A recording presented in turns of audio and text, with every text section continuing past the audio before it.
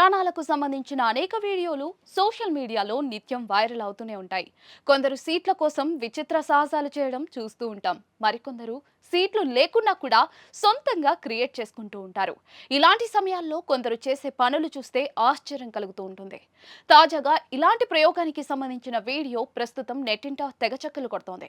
ఓ వ్యక్తి రైల్లో single seat ను స్లీపర్ గా మార్చడం చూసి అంతా అవాక్కవుతున్నారు.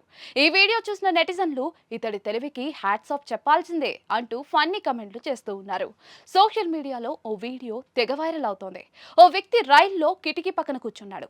అయితే మధ్యలో నిద్ర ముంచుకొచ్చేయడంతో పడుకోవాలని అనుకున్నాడు. నిద్ర వస్తున్నా కూడా సింగిల్ సీట్ కావడంతో పడుకోవడానికి వీలు కాలేదు. అయినా ఎలాగైనా పడుకోవాలని ఫిక్స్ అయిపోయాడు. చివరకు బ్యాగ్లోని దుప్పటి బయటకు తీసి 2 సీట్ల మధ్యలో కిటికీకి కట్టేశాడు.